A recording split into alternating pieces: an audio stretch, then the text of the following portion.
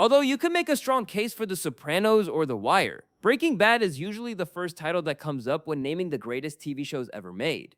So few shows have even told a coherent story with a clear beginning, middle, and end, without being cancelled too soon or dragging out their run beyond its natural stopping point. But Breaking Bad's pilot episode started telling one single story, with one singular vision at the helm. And 5 seasons later, that exact same story, with the exact same vision, came to a satisfying conclusion. There were no truly terrible Breaking Bad episodes, although if you ask some people, they'd say that Fly was an abomination, but some of them stood head and shoulders above the rest as unimpeachable masterpieces of TV drama. Both the pilot episode and the series finale remain shining examples of how to begin and end a TV series respectively, and Ozymandias might be the finest episode of television ever produced, let alone just the best episode of Breaking Bad. The very first episode of Breaking Bad is also one of its absolute best. Works out a plan it's a with masterclass Jesse. in how to write a great TV pilot. That pilot episode sets up so much plot and conveys so much information without ever feeling rushed or heavy-handed.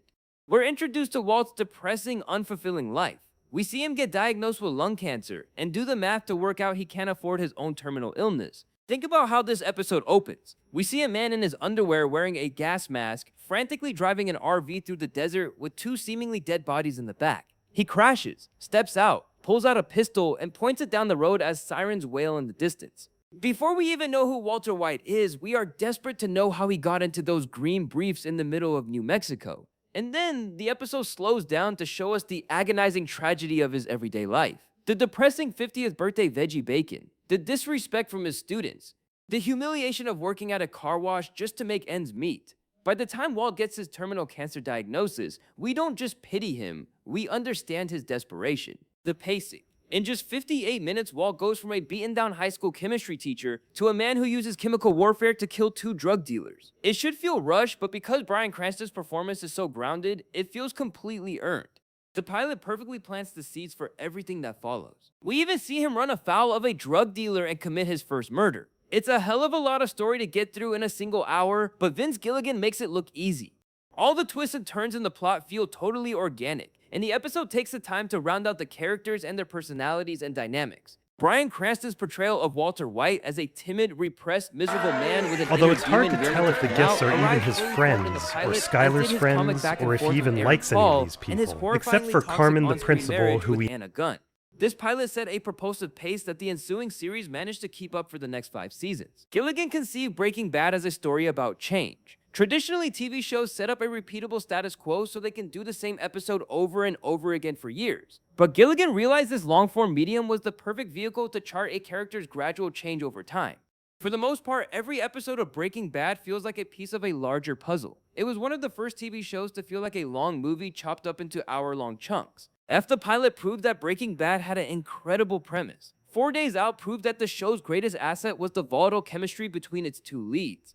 Coming off a health scare where Walt thinks his time is rapidly running out, he and Jesse drive deep into the desert for a grueling 4-day cooking marathon. They manage to produce $1.2 million worth of meth. There's just one problem. Jesse leaves the keys in the ignition, draining the RV's battery and leaving them stranded in the brutal desert heat with no water. This is essentially a bottle episode. A story confined to one location with minimal cast. And it shines because it forces Walt and Jesse to confront their dynamic. Walt is at his most arrogant and abusive, while Jesse is desperate for approval but constantly berated. But what makes this a masterpiece is the survival story. When Walt completely gives up hope, staring down his own mortality not from cancer but from dehydration, it's Jesse who pushes him to use his mind. The battery scene. Watching Walt build a rudimentary galvanic cell out of coins, brake pads, and mercuric oxide isn't just cool science, it's a visual metaphor. Walt uses his intellect to conquer death one more time, and the look of sheer awe on Jesse's face as the RV engine finally sputters to life is one of the most rewarding moments in the entire series. It's the peak of their twisted father-son bond before everything falls apart. This might be Breaking Bad's most cinematic episode. All those images out in the desert are just beautiful, and it strips everything else away and focuses squarely on the most compelling part of the show, Walt and Jesse's contentious but ultimately loving mentor-mentee relationship. In 4 Days Out, we see the evolution of their twisted father-son dynamic. When Walt got into business with Gus Fring, he finally met his match. Before, he'd been able to get ahead by outsmarting his gangland rivals. Tuco's brawn was no match for Walt's brain, but Gus is a calculating super genius on par with Walt. Both Walt and Gus are playing Inspector 4D Bateman, chess, no witnesses. but Gus What has about the upper Edwards? hand Just because he has a have small all army on his I'm on my payroll. way. This It's better battle if of I wits fix between myself. Breaking Bad's I do two this. smartest characters gradually progressed throughout seasons 3 and 4, and finally came to a head in the season 4 finale, Face Off. Walt is backed into a corner. Gus has completely cut him out, threatened his This family, song and is Jesse just has perfect. turned against him. Walt is desperate, sloppy, and terrified, but a terrified Walter White is also the most dangerous creature alive. Walt is backed into a corner. Gus has completely cut him out, threatens his family, and Jesse has turned against him. Walt is desperate, sloppy, and terrified, but a terrified Walter White is also the most dangerous creature alive. The episode plays out like a high-stakes political thriller. Walt realizes that Gus's only weakness is his deep, burning hatred for Hector Salamanca. By turning Hector into a suicide bomber, Walt creates a trap that even the hyper-calculated Gus Fring can't see coming. That explosion in the nursing home is one of the most shocking visual moments in TV history. It's cinematic, grotesque, and jaw-dropping. It's not easy for a season finale to pay off all the build-up from an entire season, let alone from 2 entire seasons. But Breaking Bad pulled it off. The culmination of Walt and Gus's rivalry was appropriately intense, nail-bitingly unpredictable, and thematically on point. There's no more 4D chess move than Walt gaslighting Jesse into thinking that Gus is manipulating him to kill Walt, in order to manipulate him to kill Gus. Walt exploited Gus's one weakness to give him a poetic and gory death that has since become one of the most iconic images in television history. And the final stinger, in which we see that Walt did indeed poison a child, completes his transformation into a monster. Breaking Bad's third to last episode, Ozymandias, might just be the single greatest episode of television ever produced. It's the climax of the entire series. It's what the entire show had been building to.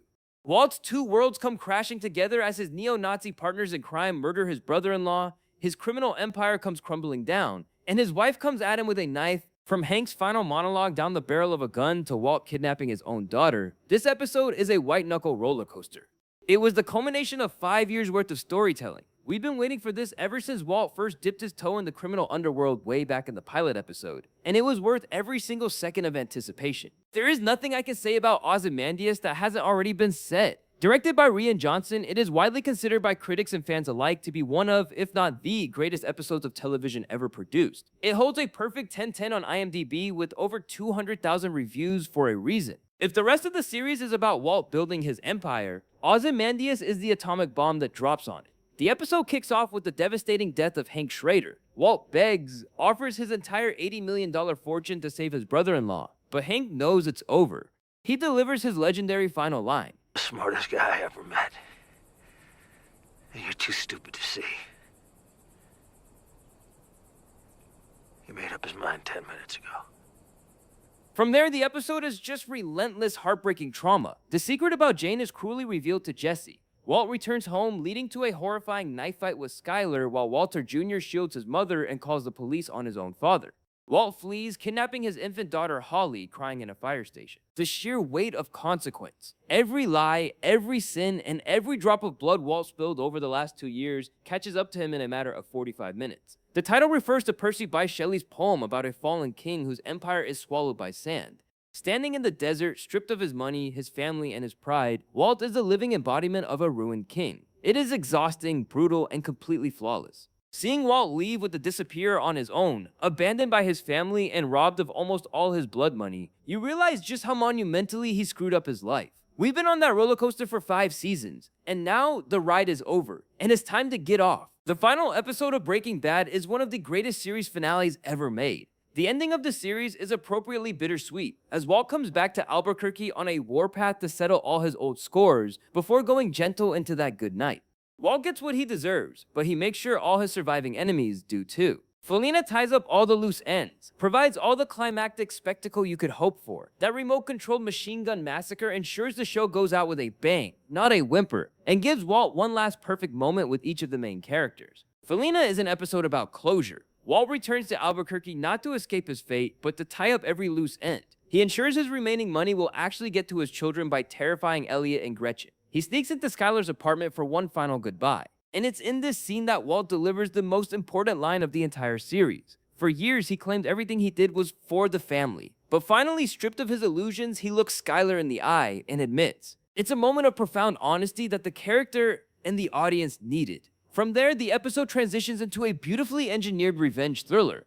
The trunk-mounted remote control machine gun tears through Jack Welker's neo-Nazi compound, freeing a traumatized Jesse and leaving Walt with a fatal gunshot wound. From his embittered confession to Skyler to his final unspoken interaction with Jesse, the Breaking Bad finale sends Walt on a goodbye tour and makes sure everyone in the cast gets a suitable swan song.